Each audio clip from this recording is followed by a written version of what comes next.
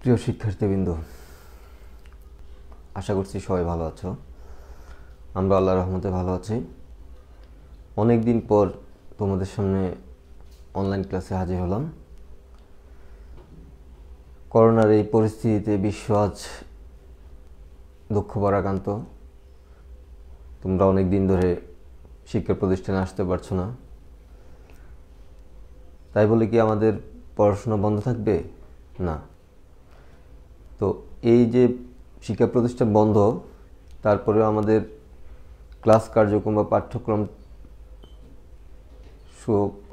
সুনির্দিষ্টভাবে পরিচালনার জন্য এই দায়িত্বটুকু আমাদেরকে প্রদান করেছেন স্ব উদ্যোগে।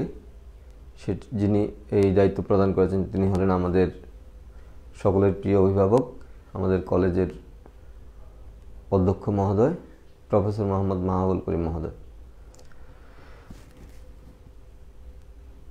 আমাদের অধ্যক্ষ মহোদয় আমাদের বিভাগীয় প্রধান স্যার মোহাম্মদ সাইফুল ইসলাম স্যার মহোদয়ের সাথে এবং প্রত্যেক বিভাগের যতগুলো অনার্স ডিপার্টমেন্ট আছে সকল বিভাগীয় প্রধানদের সাথে উনি মিটিং করে এই সিদ্ধান্ত গ্রহণ করেন। তারই ধারাবাহিকতায় আজকে আমি তোমাদের সামনে হাজির হয়েছি রাষ্ট্রবিজ্ঞান বিভাগের প্রভাষক মোহাম্মদ আব্দুল কাদের চৌধুরী। তো চলো আমরা শুরু করে দিই। আমি আজকে তোমাদেরকে যে সাবজেক্টটি পড়াবো সেটি হলো সম্মান প্রথম বর্ষ রাজনৈতিক প্রতিষ্ঠান ও সংগঠন।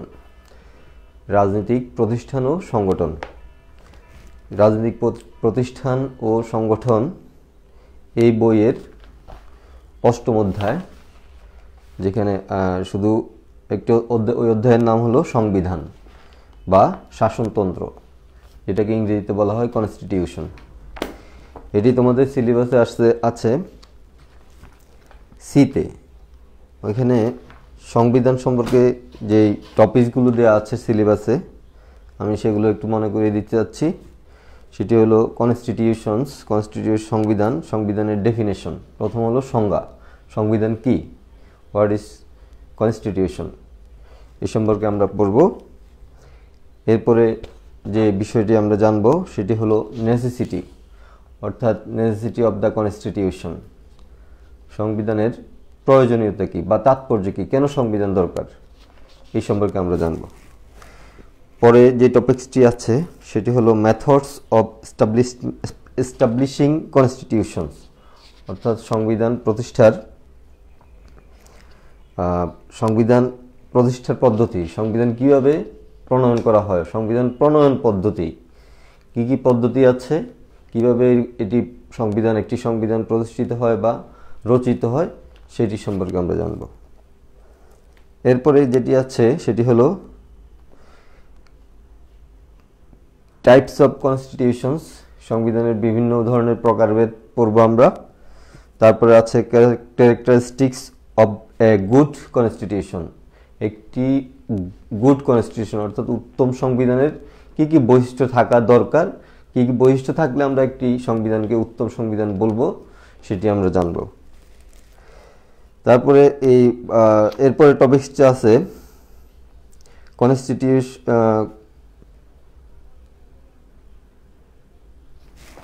এরপর যেটি আছে সংবিধানের প্রাধান্য, সুপ্রিমেসি অব দ্য কনস্টিটিউশন, অর্থাৎ সংবিধান যে একটি দলিল বা আইন, রাষ্ট্র পরিচালনার মূলনীতি, সেটির প্রাধান্য, কী ধরনের প্রাধান্য দিয়ে থাকেন প্রত্যেকটি দেশে একটি সংবিধানকে। তো চলো আমরা শুরু করি।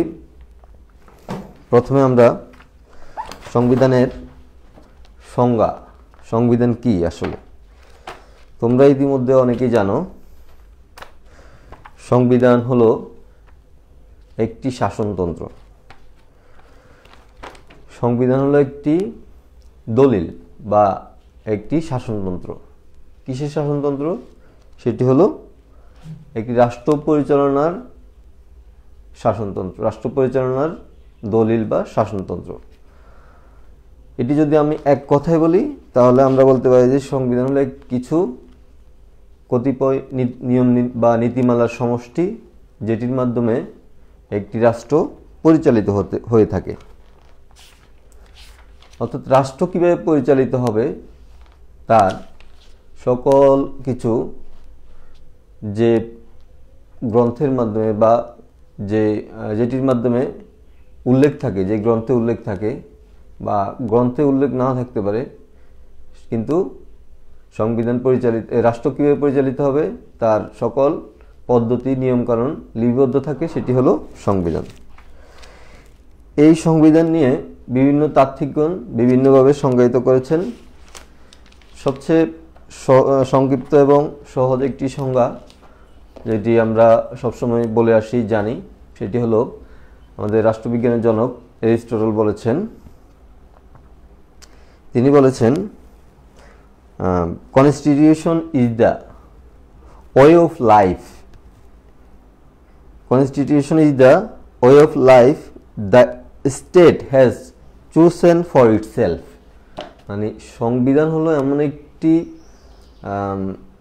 জীবন পদ্ধতি যেটি রাষ্ট্র স্বয়ং নিজেই বেছে নিয়েছেন। অর্থাৎ এমন একটি পদ্ধতি যেটি রাষ্ট্র স্বয়ং নিজের সুবিধার্থে বেছে নিয়েছেন, সেটি হলো সংবিধান। এটি বলেছেন আমাদের রাষ্ট্রবিজ্ঞানের জনক এরিস্টটল। আরেকটি সংজ্ঞা আছে এখানে যেটি আমার ভালো লেগেছে, এটা হলো অধ্যাপক গিলক্রিস্ট। অধ্যাপক গিলক্রিস্ট বলেছেন, সংবিধান বলতে কতগুলো নিয়ম নীতি বা পদ্ধতিকে বোঝানো হয়ে থাকে, যার ভিত্তিতে একটি রাষ্ট্রে সরকার গঠিত হবে, সরকারের বিভাগগুলোর মধ্যে ক্ষমতা কিভাবে বণ্টিত হবে তা লিপিবদ্ধ থাকবে এবং ওইসব বিভাগের কার্যক্ষেত্র নির্ধারিত হবে।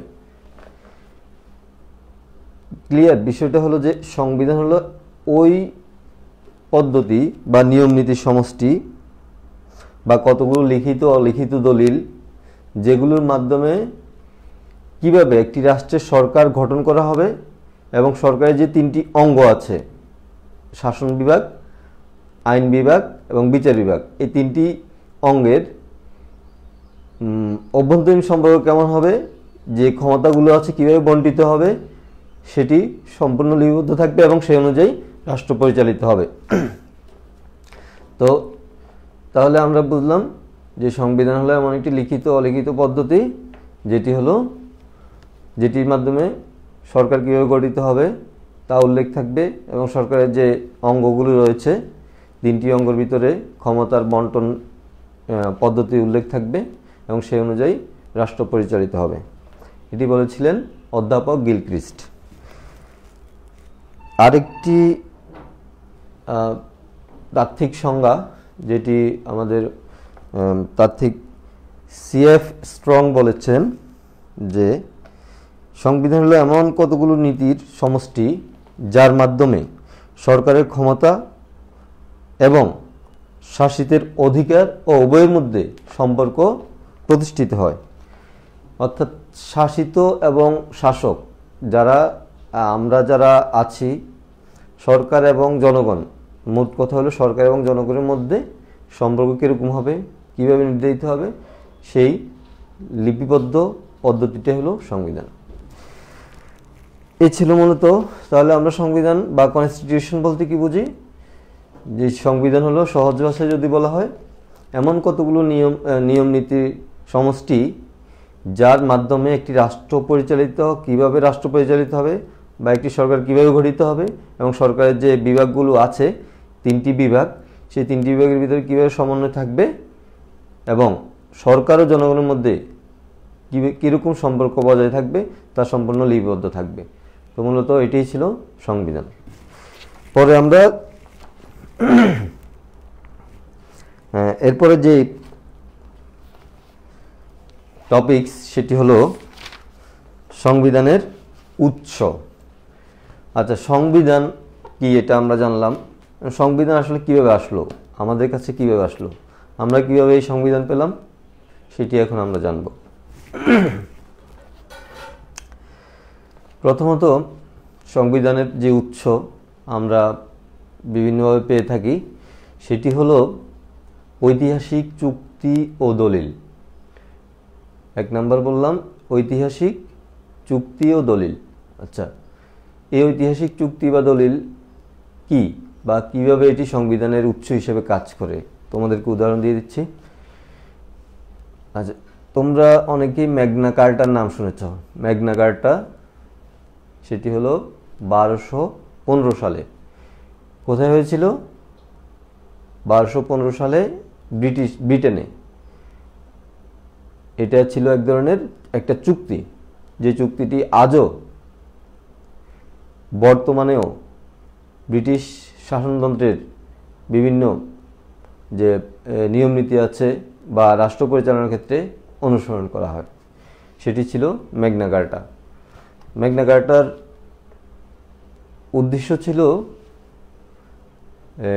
রাজা এবং রাজার ক্ষমতাকে খর্ব করা, অর্থাৎ রাজা যে ওই সময় রাজাগণ যে অধিক বা অসীম ক্ষমতার অধিকারী ছিলেন, সেই ক্ষমতাকে একটু কমিয়ে আনা এবং কমিয়ে এনে জনগণের হাতে একটু ক্ষমতা দেয়া, সেটা ছিল ম্যাগনা কার্টা। এটা একটি ঐতিহাসিক দলিল, ঐতিহাসিক চুক্তি, যেটি জনগণ এবং রাজা জনের মধ্যে সম্পাদিত হয়েছিল 1215 সালে। তো এই যে ঐতিহাসিক চুক্তি, একটা ম্যাগনা কার্টার উদাহরণ দিয়েছিলাম, সেটি হলো এই চুক্তিটি ব্রিটিশ সংবিধানের উৎস। ব্রিটিশ যে সংবিধান, এখানে তোমাদের একটা তথ্য দিয়ে রাখি, সেটা হলো পৃথিবীতে কয়েকটি দেশ আছে যেগুলো কোনো লিখিত সংবিধান নেই, তার মধ্যে ব্রিটেন হলো একটি। তো ব্রিটেন কীভাবে এইসবগুলো এই রাষ্ট্র পরিচালনা করে? এই যে একটু আগে একটা ম্যাগনা কার্টার কথা বললাম, 1215 সালে সম্পাদিত একটি চুক্তি। এই ধরনের অনেক চুক্তি, আইন, তাদের ব্রিটিশদের যে পার্লামেন্ট থেকে প্রতিনিয়ত আইন পাস হয়, ওইসব আইন, তারপরে বিভিন্ন সময় বিচার বিভাগীয় পর্যালোচনা, এগুলো অনুসরণ করে তারা রাষ্ট্র পরিচালনা করে। তো ঐতিহাসিক চুক্তি ও দলিল সংবিধানের একটি উৎস। এরপরে আছে লোকাচার, রীতিনীতি, যেটিকে আমরা কাস্টমস অ্যান্ড কনভেনশন বলে থাকি। কাস্টমস অ্যান্ড কনভেনশন, লোকাচার এবং রীতিনীতি, বহুদিন ধরে একটি রীতি চলে আসছে, বহুদিন ধরে মানুষ এই বিষয়টা করে আসছে। এই ধরনের কোনো কিছু যেটি জনকল্যাণার্থে পরিচালিত বা করে ব্যবহৃত হয়, সেগুলো সংবিধানের উৎস হিসেবে স্থান লাভ করে। এরপরে আছে বিধিবদ্ধ আইন। আচ্ছা, বিধিবদ্ধ আইনটা কি? বিধিবদ্ধ আইন হলো সেই আইন যেটি সংসদের মাধ্যমে পাশ হয়ে আসে। অর্থাৎ তোমরা পার্লামেন্টের নাম শুনছো, আমাদের জাতীয় সংসদ, যেমন যেই সংসদের কাজটাই হলো যে আইন প্রণয়ন করা। যে আইনগুলো প্রণয়ন করে সংসদের মাধ্যমে হয়ে আসছে, সেগুলো হলো বিধিবদ্ধ আইন। এই বিধিবদ্ধ আইনও সংবিধানের উৎস। তারপরে আমরা যেটি আছে সেটি হলো স্বাধীনতার ঘোষণাপত্র বা দ্য প্রোক্লেমেশন অফ ইন্ডিপেন্ডেন্ট।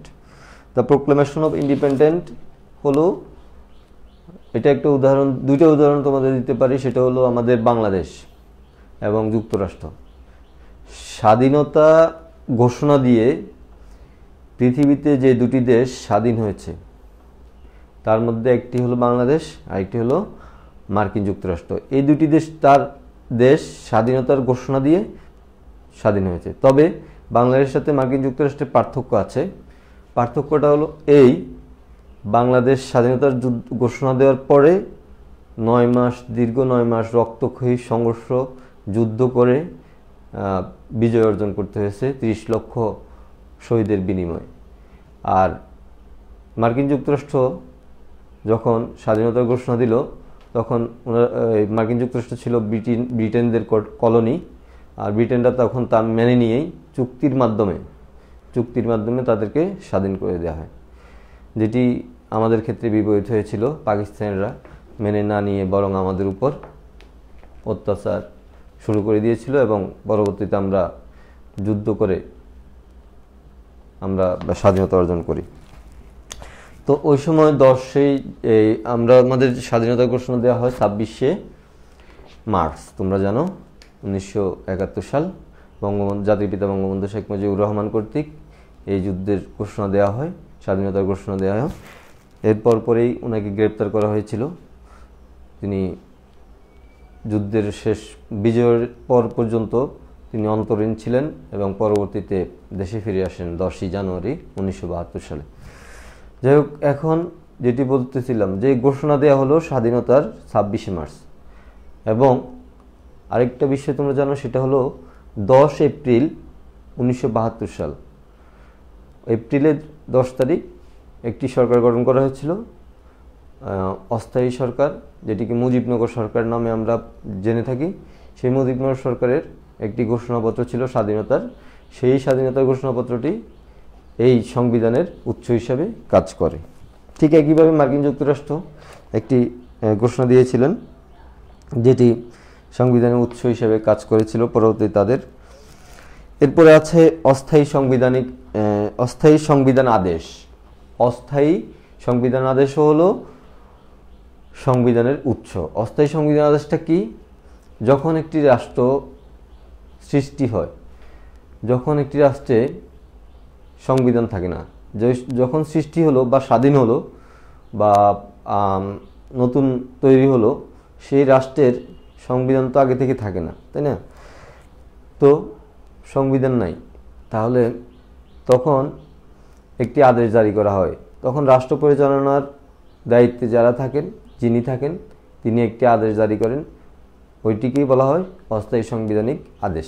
অর্থাৎ ওই আদেশের মাধ্যমে এই সংবিধানটি পরবর্তীতে কীভাবে প্রণীত হবে তা উল্লেখ থাকে।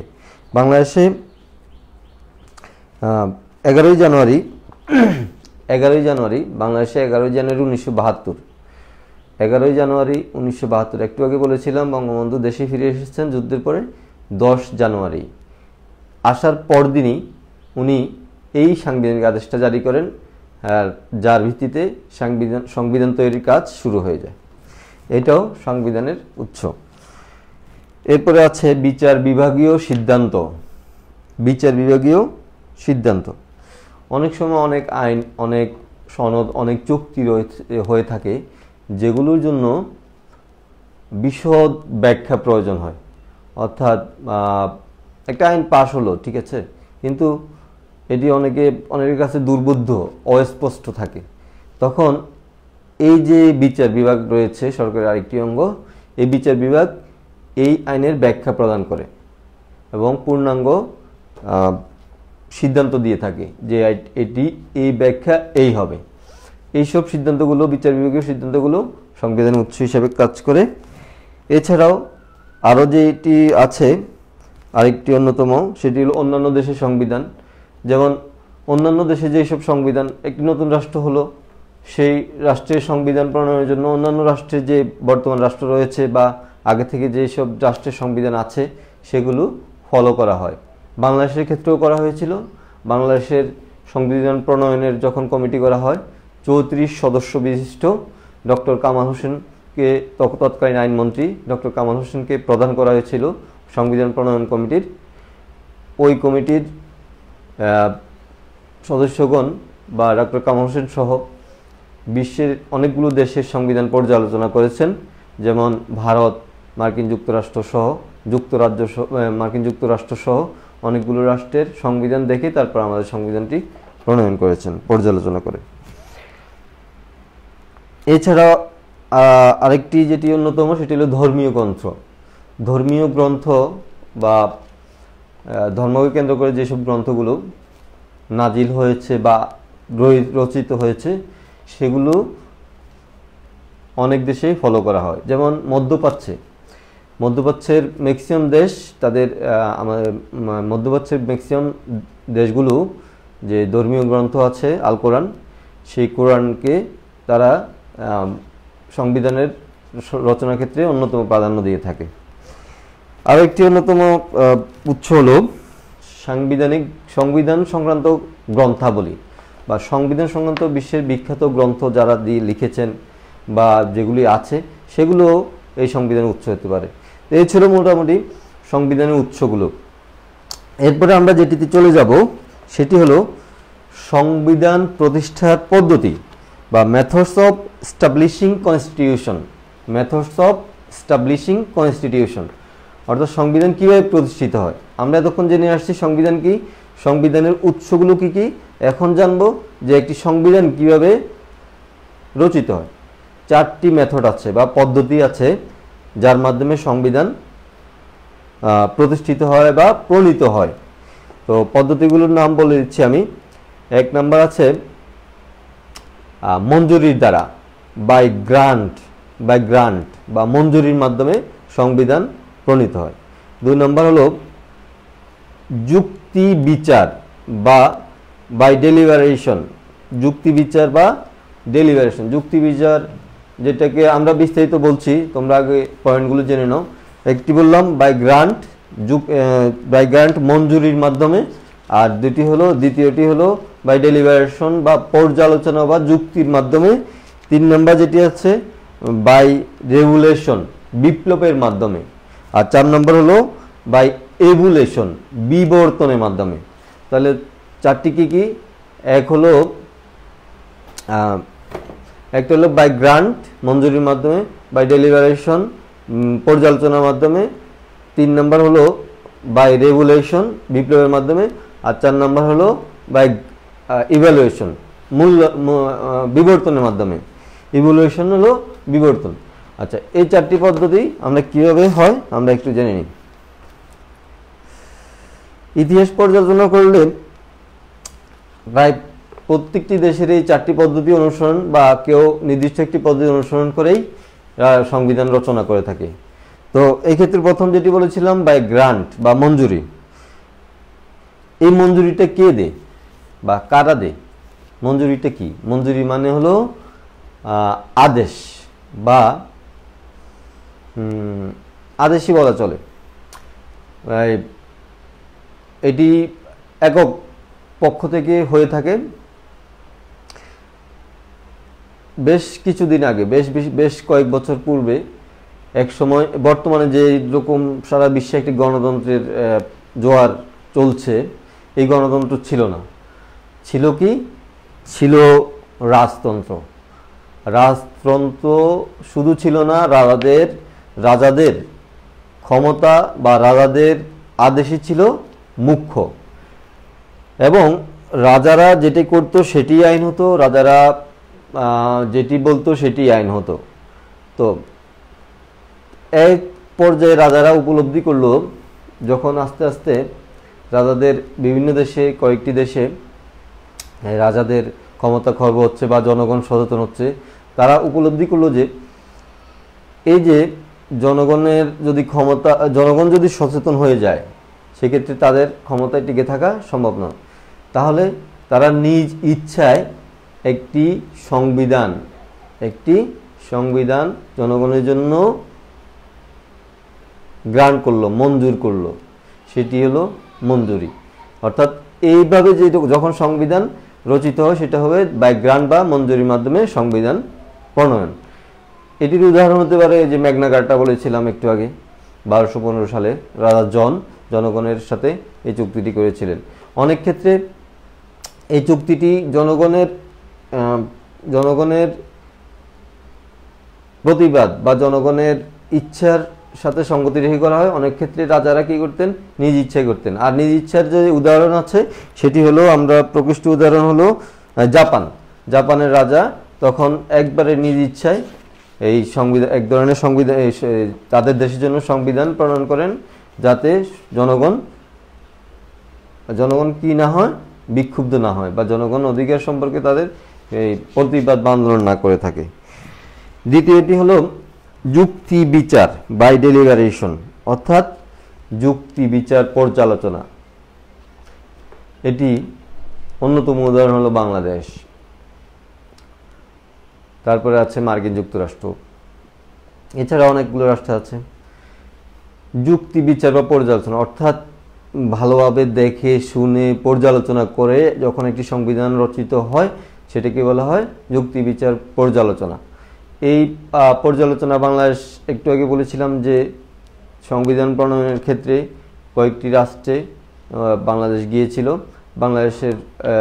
বাংলাদেশে যারা সংবিধান প্রণয়ন কমিটিতে ছিলেন ডক্টর কামাল হোসেন সহ অনেকগুলো রাষ্ট্রের সংবিধান তারা পর্যালোচনা করেছেন।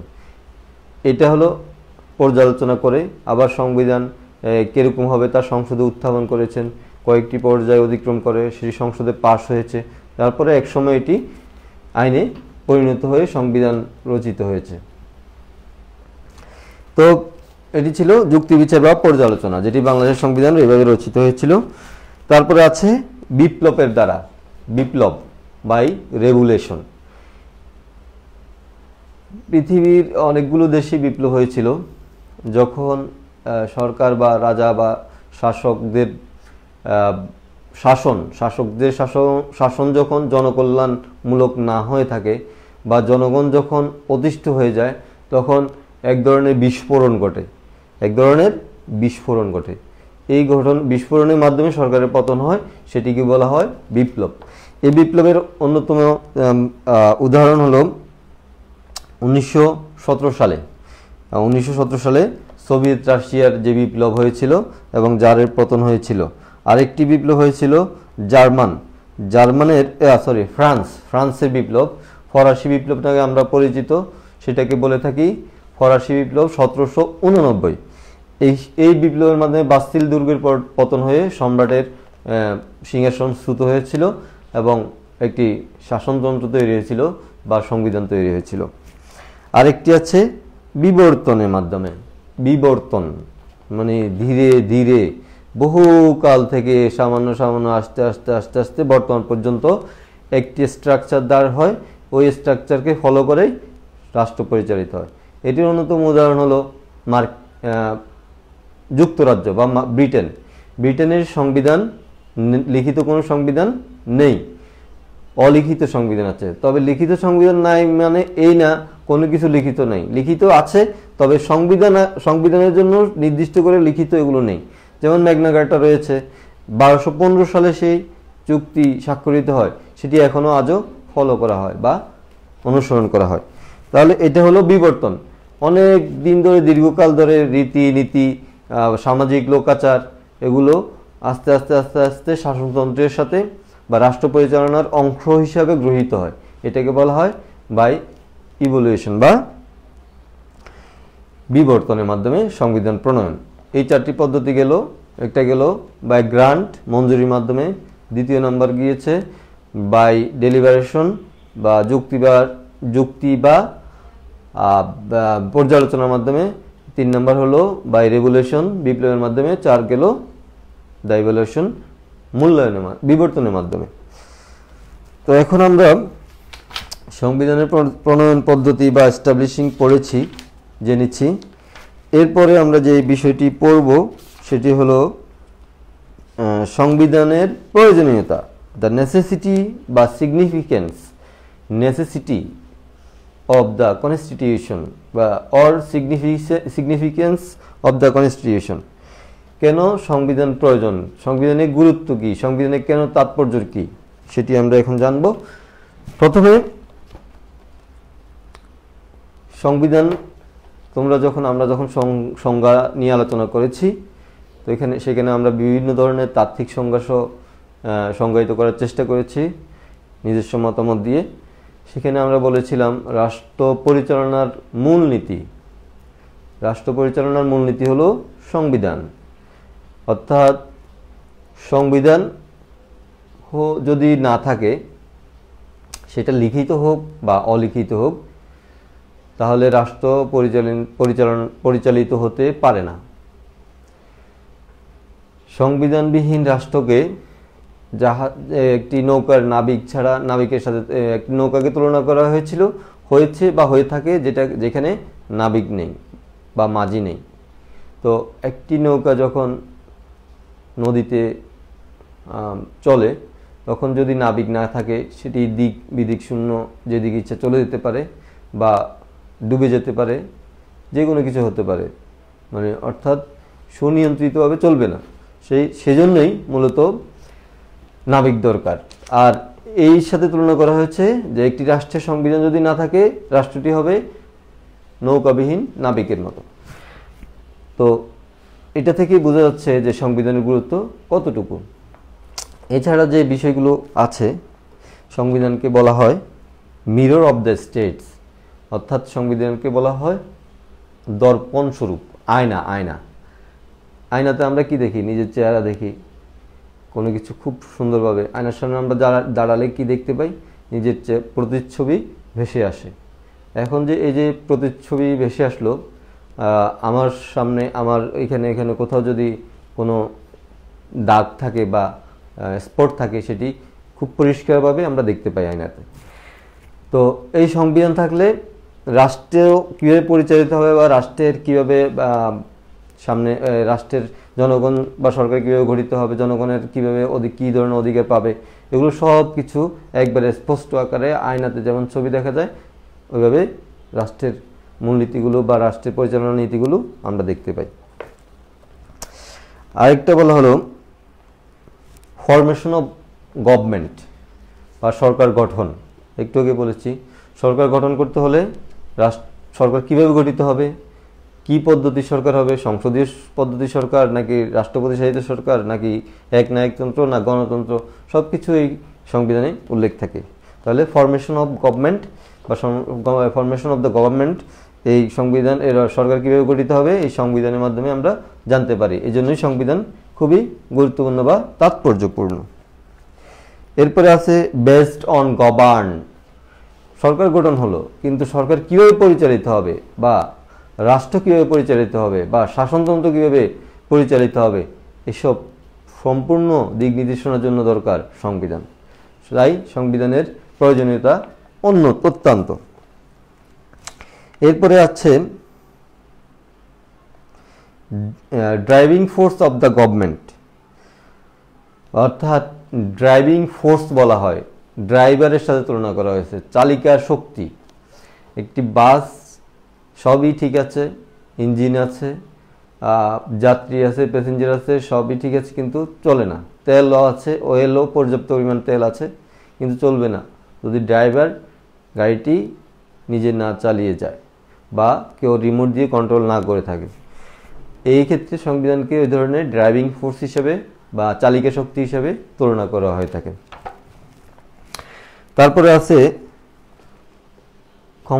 ক্ষমতার বন্টন বা সেপারেশন অফ পাওয়ার। মানে সরকারের যে তিনটি অঙ্গ আছে, আইন বিভাগ, শাসন বিভাগ এবং বিচার বিভাগ, এই তিনটি বিভাগের মধ্যে ক্ষমতায় কতটুকু বণ্টিত হবে, কীভাবে বণ্টিত হবে, কতটুকু স্বাধীনতা থাকবে বা সম্পূর্ণ স্বাধীন থাকবে কিনা, সব কিছু এই সংবিধানে লিপিবদ্ধ থাকে। তো এই জন্য সংবিধান অনেক গুরুত্বপূর্ণ। এরপরে আছে relation between government and governs, শাসক এবং শাসিতের সম্পর্ক। শাসক এবং শাসিতের সম্পর্ক, শাসকের কতটুকু অধিকার থাকবে বা শাসিত যারা হবে তাদের কি কি অধিকার পাবে, কি কি সুবিধা ভোগ করবে, এগুলো সবগুলোই এই সংবিধানে লিপিবদ্ধ থাকে। এছাড়া আছে প্রিজার্ভেশন অফ রাইটস, অধিকার সংরক্ষণ। প্রিজার্ভেশন অফ রাইটস, একজন মানুষের কি কি অধিকার, মৌলিক অধিকার সহ অন্যান্য কি কি অধিকার প্রাপ্য বা আমরা কি কি অধিকার ভোগ করতে পারবো বা কি কি অধিকার খর্ব হলে আমরা আদালতে রিট করতে পারবো, সেই সব কিছুই বিস্তারিত থাকে সংবিধানে। তাই সংবিধান খুবই গুরুত্বপূর্ণ বা তাৎপর্যপূর্ণ বা সংবিধানের অনেক প্রয়োজনীয়তা রয়েছে। এছাড়াও অনেকগুলো পয়েন্ট আছে, রাষ্ট্রীয় জীবন দর্শনের দলিল বা জনমতের প্রতিফলন ঘটে, একটি রাষ্ট্রের স্থিতিশীলতা অনয়ন করে, অর্থাৎ establishing of stability of a country, establishing of stability of a country. এরপরে আছে রিফ্লেকশন অফ পাবলিক অপিনিয়ন, অর্থাৎ জনমতের প্রতিফলন। এই সর্বোপরি আমরা যেটি বলতে চাচ্ছি, সরকারের স্বেচ্ছাচার ও স্বৈরাচারী রোধ বা আইনের প্রাধান্য পাওয়া, মানুষের মৌলিক অধিকার রক্ষা পাওয়া ইত্যাদি, এবং রাষ্ট্রের উন্নয়নে, রাষ্ট্র পরিচালনার প্রয়োজনে এই সংবিধান দরকার। এগুলো সরকার নেসেসিটি অফ দ্য কনস্টিটিউশনস বা সংবিধানের গুরুত্ব বা প্রয়োজনীয়তা। এরপরে যেটি আমরা আলোচনা করব সেটি হলো টাইপস অব কনস্টিটিউশন, সংবিধানের প্রকারভেদ। একটি প্রকারভেদ ইতিমধ্যে আমি বলেছি, তোমরা হয়তো মনে করতে পারবা, সেটি হলো লিখিত এবং অলিখিত। লিখিত সংবিধান, আরেকটা হলো অলিখিত সংবিধান। লিখিত সংবিধানের উদাহরণ, অলিখিত সংবিধানের উদাহরণ কথা বলেছিলাম মার্কিন যুক্তরাজ্য বা ব্রিটেন, সেখানে কোনো লিখিত সংবিধান নেই। তো এটা হলো, এই প্রকারভেদকে বলা হয় প্রকৃতি অনুসারে। প্রকৃতি অনুসারে সংবিধান দুই প্রকার, একটা হলো লিখিত আর একটা অলিখিত। অর্থাৎ সব নিয়ম নীতিগুলো পদ্ধতিগুলো যদি লিখিত আকারে থাকে তাকে বলা হয় লিখিত সংবিধান। আর যদি লিখিত আকারে না থেকে বিভিন্নভাবে এটিকে বিভিন্ন জায়গা থেকে ওইটাকে ফলো করা হয় তাহলে বলা হয় অলিখিত। যেমন মার্কিন যুক্তরাষ্ট্র, ভারত, বাংলাদেশ আমাদের লিখিত সংবিধান রয়েছে। আর অলিখিত আছে সৌদি আরব আছে, লিখিত সংবিধান নেই। যুক্তরাজ্য যেটা বলেছি, এখানে লিখিত কোনো সংবিধান নেই।